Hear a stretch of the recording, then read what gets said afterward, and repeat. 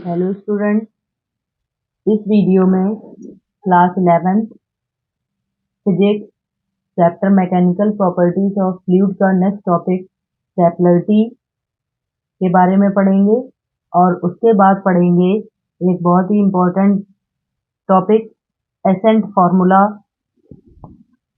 या इसी को कह सकते हैं rise of a liquid in a capillary tube. जब किसी भी कैपिलरी ट्यूब में लिक्विड राइज होता है तो कितनी हाइट तक लिक्विड उसमें ऊपर चढ़ रहा है, उस हाइट का फॉर्मूला निकाला जाता है। इसी फॉर्मूले को एसेंट फॉर्मूला कहा जाता है, या फिर इसी को जूरिंग इक्वेशन भी कहते हैं।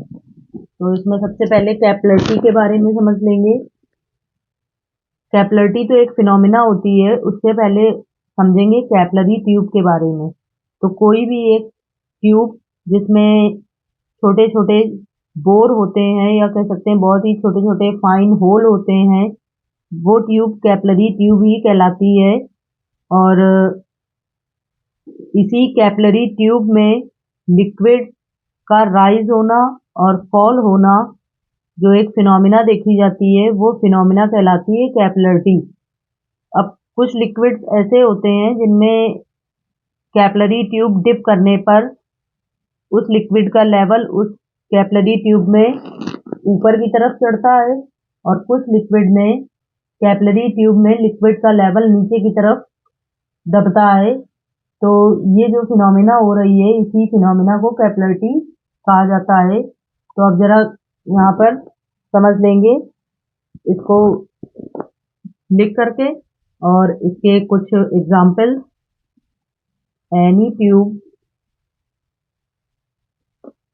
With a fine bore means बहुत ही छोटे छोटे इसमें होल होने चाहिए। In it is called capillary tube. Capillary tube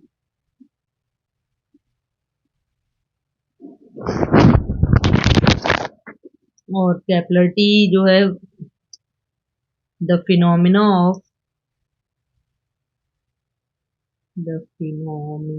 of rise or fall of a liquid in a capillary tube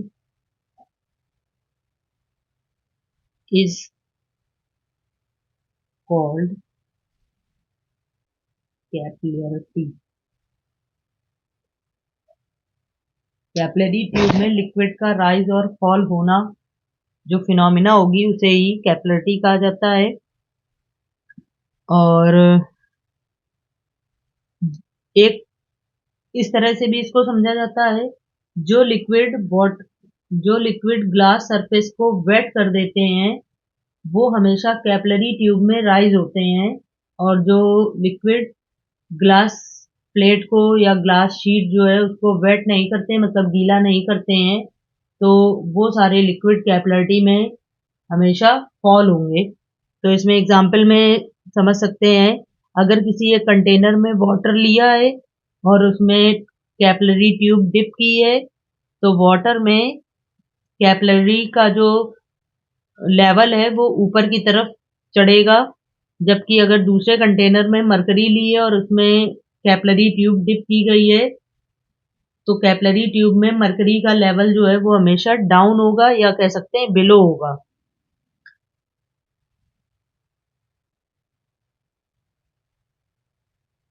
तो इसमें ऐसे एज ए एग्जांपल समझ लेंगे, water which wets the tube, जो ट्यूब को गीला करेगा।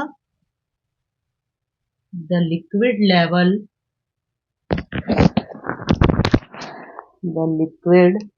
Level in the tube rises। And mercury के लिए, mercury which do not wet the tube, the liquid level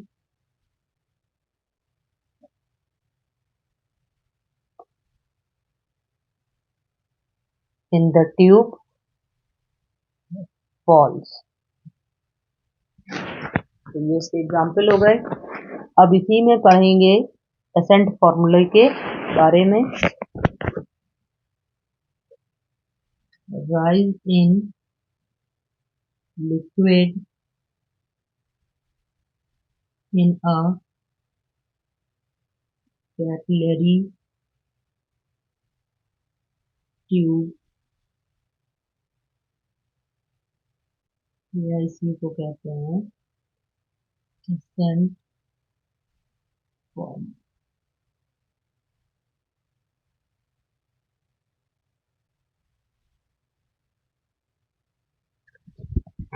तो इसके लिए इसका डायग्राम समझ लेंगे सबसे पहले।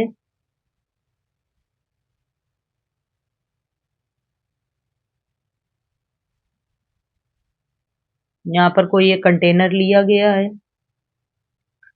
सपोज इस कंटेनर में वाटर है और इसमें कोई एक कैपिलरी ट्यूब डिप की गई है।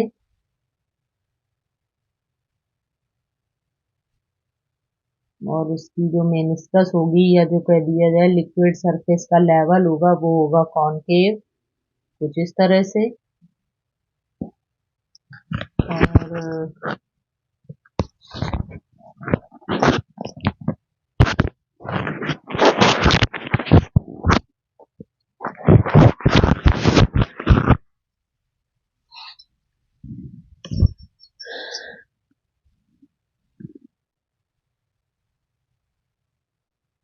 वाटर का लेवल जो है वो कैपिलरी में अपवर्ड होता है या राइज होता है।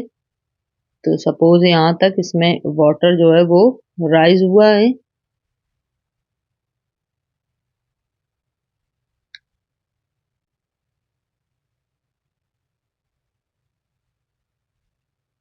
और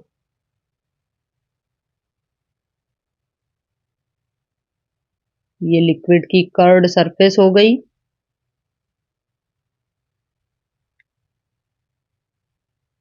और यहाँ से अगर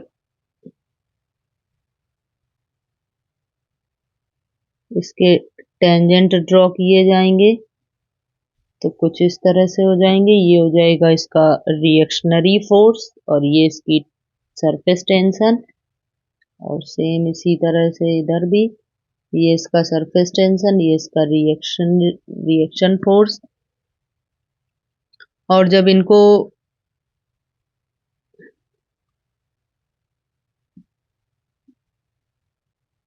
ये कुछ एंगल है थीटा, और यहाँ से जब इस सरफेस टेंशन टी को कंपोनेंट में ब्रेक किया जाएगा तो ये इसका हो जाएगा टी कॉस थीटा, और इसी के रिस्पेक्ट में ये वाला हो जाएगा टी साइन थीटा। सेम ऐसे इधर भी ये हो जाएगा इसका थीटा एंगल, यहाँ पर टी कॉस थीटा, और इसके रिस्पेक्ट में ये वाला हो जाएगा टी साइन थीटा। और इस कैपिलरी में h हाइट तक जो लिक्विड है वो राइज हुआ है। इसी हाइट को यहाँ पर निकालना है। तो डायग्राम में ये सारे टर्म जो हैं वो डेरिवेशन में भी आगे यूज होंगे। तो इसमें सबसे पहले समझ लेंगे जो रिएक्शन फोर्स था, या इसी को सरफेस टेंशन के इक्वल टी के इक्वल लिया गया। इसको दो कंपोनेंट में ब्रेक किया गया, जिसमें से पहला कंपोनेंट टी साइन थीटा था और दूसरा कंपोनेंट था टी कॉस थीटा। और इसमें टी साइन थीटा जो है वो हॉरिजॉन्टली और रेडियली आउटवर्ड है, इसीलिए ये एक दूसरे को कैंसिल कर देगा। जबकि इसमें जो टोटल अपवर्ड फोर्स लग रहा है वो टी कॉस थीटा की वजह से लग रहा है। तो इसमें जो टोटल अपवर्ड फोर्स लिक्विड में होगा वो टी कॉस थीटा की वजह से ही प्रोड्यूस होगा। तो वो फोर्स निकालेंगे T cos theta surface tension की वजह से। तो अब इसका डेरिवेशन समझ लेंगे आगे।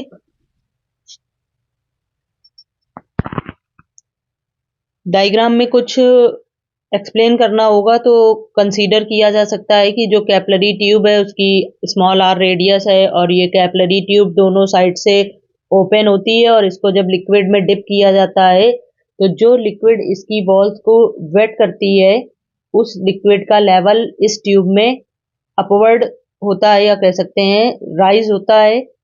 और जो ट्यूब है उसकी रेडियस आर थी तो उसका जो सरकमफेरेंस होगा वो 2 पाई आर हो जाएगा। तो ये सारे टर्म्स जो हैं वो डायग्राम से रिलेटेड एक्सप्लेन करने होंगे। तो इसमें इसका डेरिवेशन समझ लेते हैं। यहाँ पर टी साइन थीटा और टी कॉस थीटा जो है उनको थोड़ा सा बता दिया जाएगा कि कौन एक दूसरे को कैंसिल करेगा और किसकी वजह से इसमें फोर्स होगा। टी साइन थीटा जो है वो x horizontally and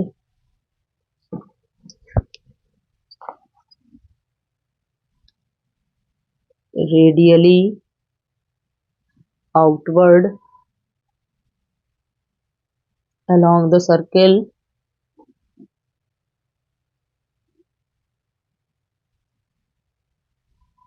of contact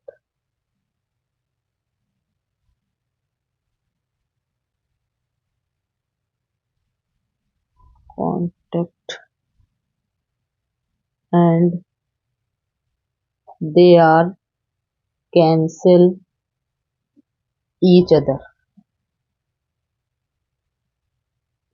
ये दोनों एक दूसरे को कैंसिल कर देंगे जबकि जो टी कॉस थीटा है वो एक्ट्स वर्टिकली लग रहे हैं, वर्टिकली अपवर्ड। देयरफॉर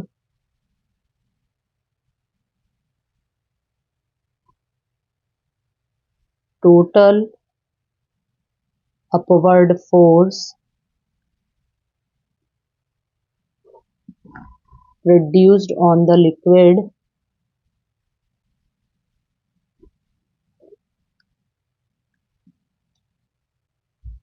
जो है वो हो जाएगा T cos theta into 2 pi are.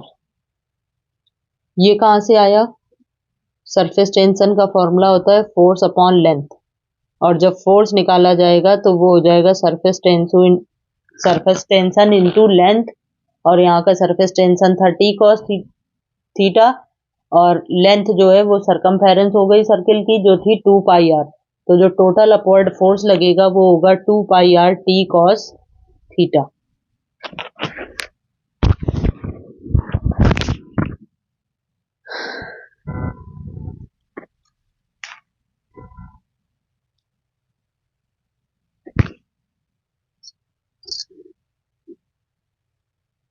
अब इसमें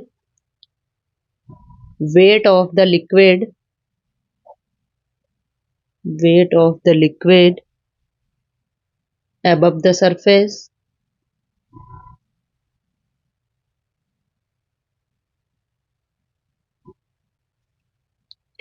हो जाएगा W is equal to mg और W is equal to mass को लिख सकते हैं volume into density into g। और यहाँ पर V जो है वॉल्यूम वो सिलेंडर का वॉल्यूम ले लिया जाएगा तो यहाँ से वेट आ जाएगा। सिलेंडर का वॉल्यूम होता है πr² h रो g। और इक्विलिब्रियम स्टेट में अगर देखा जाए तो ये वेट और जो टोटल अपवर्ड फोर्स था वो एक दूसरे के इक्वल हो जाएगा। इन इक्विलिब्रियम स्टेट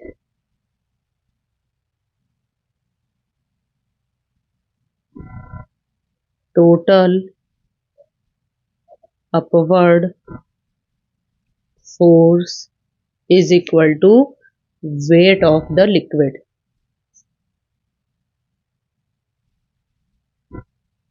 तो इन दोनों की वैल्यू निकाल चुके थे। टोटल अपवर्ड फोर्स था 2 pi R T cos theta और वेट निकाला πr² h रो जी। अब यहाँ से जो हाइट है वो निकाल लेंगे। पाई से पाई कैंसिल हो गया, एक आर से आर कैंसिल हो जाएगा, और जो एच निकलेगा वो हो जाएगा 2t cos theta upon R rho G. ये वो पर्टिकुलर हाइट कैलकुलेट होकर के आ गई जिस हाइट तक कैपिलरी में जो लिक्विड का लेवल होगा वो राइज होगा, और इसी को कहा जाता है ascent formula. This is the ascent formula. Okay, thank you. इसके जो नेक्स्ट वीडियो है, नेक्स्ट